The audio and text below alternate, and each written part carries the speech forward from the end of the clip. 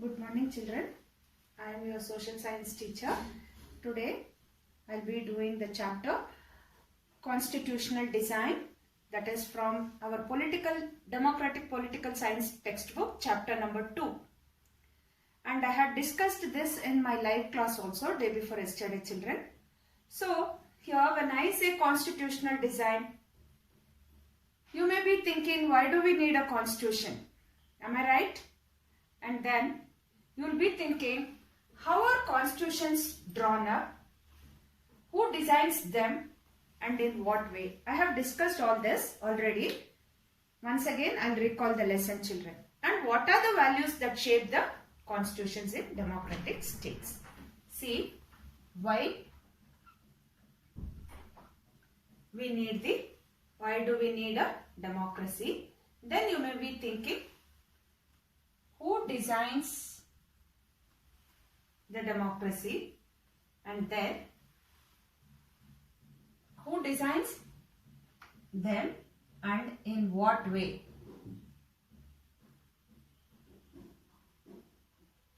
In what way? And then it is, what are the values?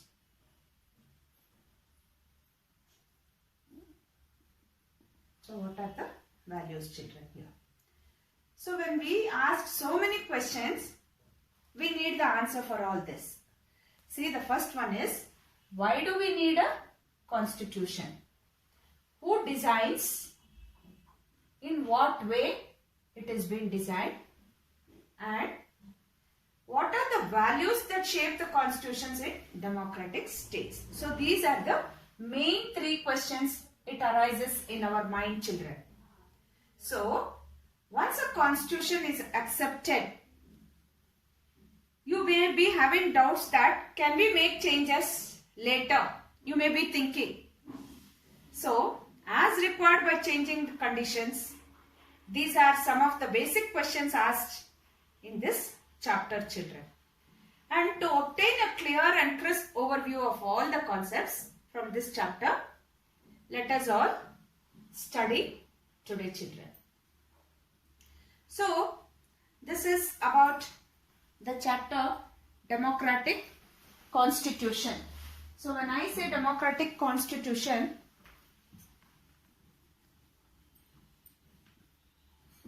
my topic today is Democratic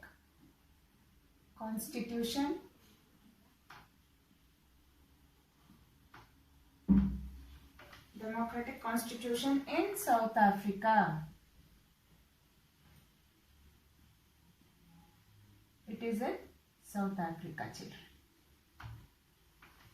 So here there was apartheid. I have discussed about this. What is apartheid? It is racial discrimination. It is about the racial discrimination.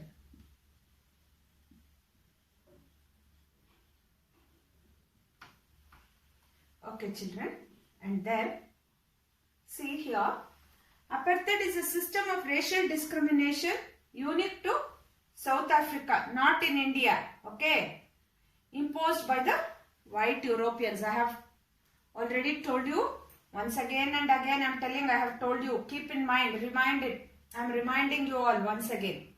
So during the 17th and 18th centuries, the trading companies from Europe occupied with arms and force, and they became the local rulers. So at that time, the system of apartheid divided the people and labored them on the basis of their skin color children. And then what these people did, you know, the white rulers treated all non-whites as inferiors.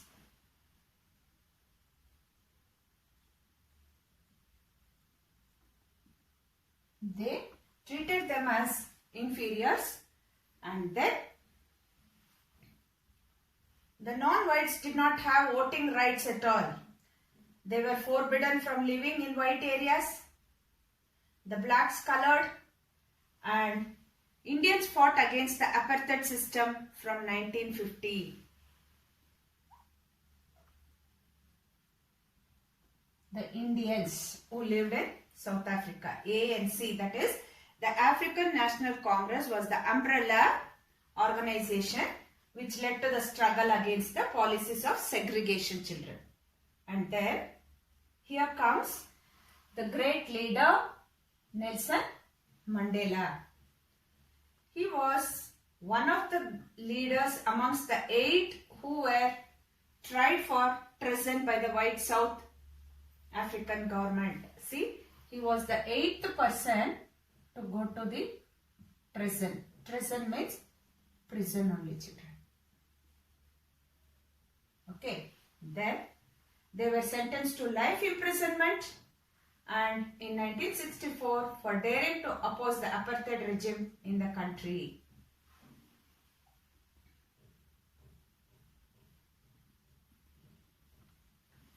So Nelson Mandela was taken in the year 1964. And so now the next is how it is giving rise to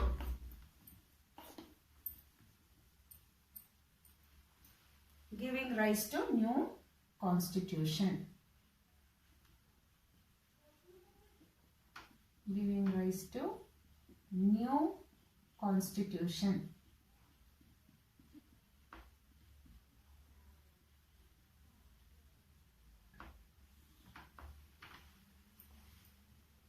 As the protests and struggles against apartheid increased, the blacks could no longer be kept under the rule of the government through repression. So what they did there is, children, the white regime changed its policies, discriminatory laws were repealed, ban on political parties, and restriction on the media were lifted. Nelson Mandela was released after 28 years, children. After 28 years, he was being released. The apartheid government came to an end on the midnight of 26th April 1994.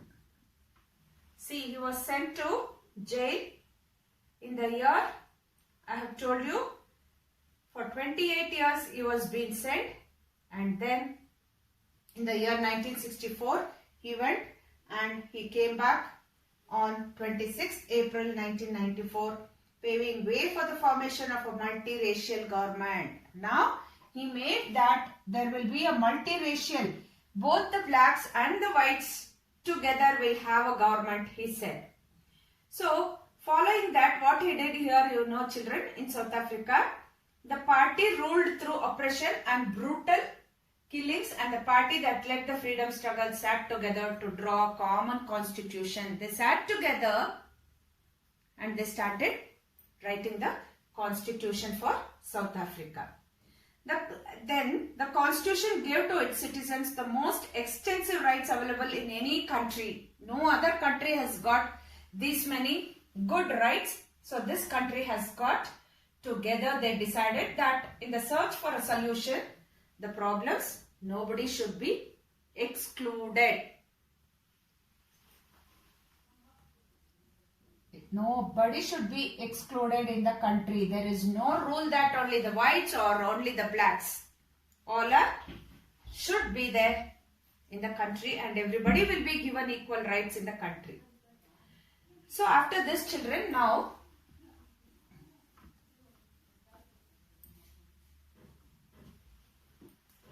why the need for constitution came over there?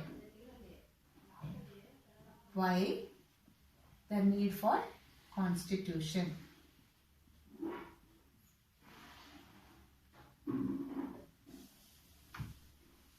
Why this need came here is, see, take the example of South Africa to see why the need of the constitution and what constitution does here. We will see, children. The oppressor and the oppressed were planning to live together, both against party and the party, both. Oppressor and oppressed were planning to live together and equals in the new democracy.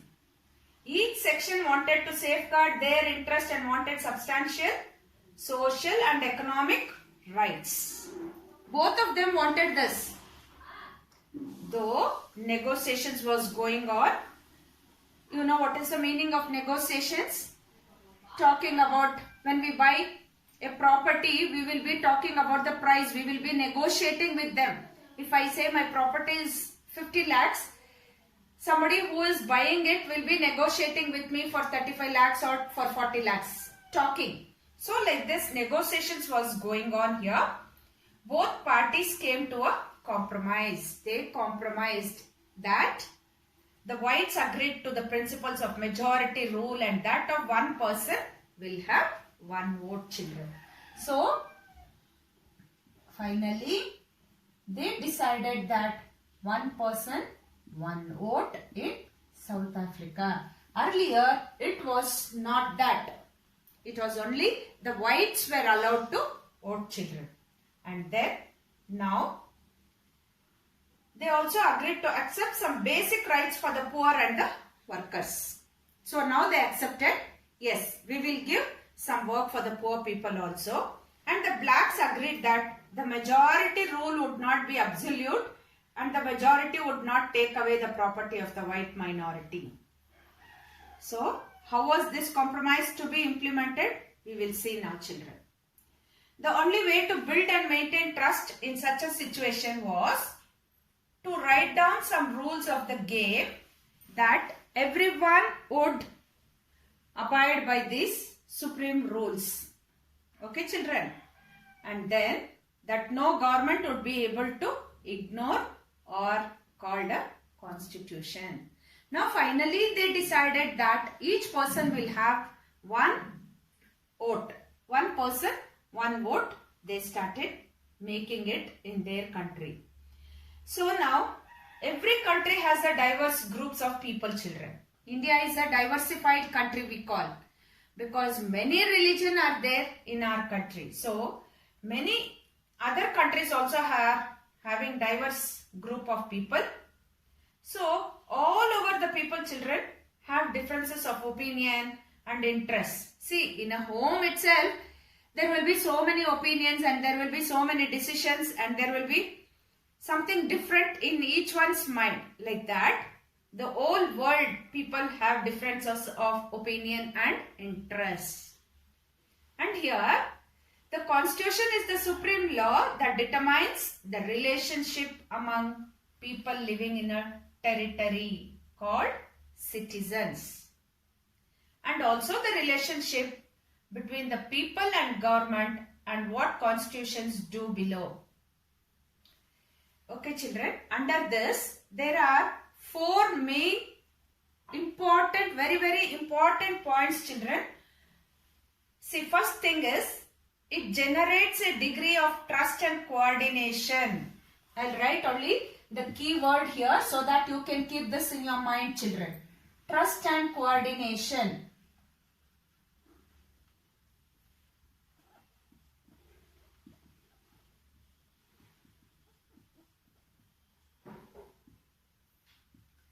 Trust and coordination that is necessary for different kind of people to live together.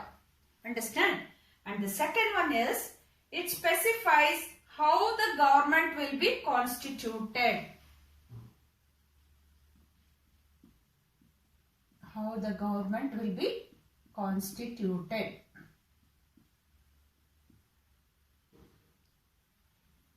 This is first, this is second. And under this only, who will have the power to take which decisions? Now, everybody will be thinking, oh, if the government is there, it will constitute. So, who will make that decisions? They had that in their mind. Then the third one is, it lays down limits on the powers of the government and tells us what the rights of the citizens are. See, limits the powers. Limited power is being given. Limits the power to the people. Understand, children? Limited power will be given to the people here, and it tells us what the rights of the citizens are. Okay. And in the fourth one, it expresses the aspirations of the people. Expresses the aspiration. Okay, children. So here, fourth one is, it expresses the aspirations of the people about creating a good society. They had that in their mind. We should have a very good society. So, all countries that have constitutions are not necessarily democratic, but all countries that are democratic will have constitutions. See, whichever country is democratic will have constitution, and all countries who have constitutions are not necessarily to have democratic. Understand this, children? So, my next topic will be making of the Indian Constitution. See, children, now what we have learnt here is only about the democratic constitution in South Africa we have learnt. So, in my next class, how the making of the Indian Constitution took up, I'll continue in my next class. Thank you, children. Have a nice day. There is a question and answers and a worksheet given. Please work it out. Thank you once again, children.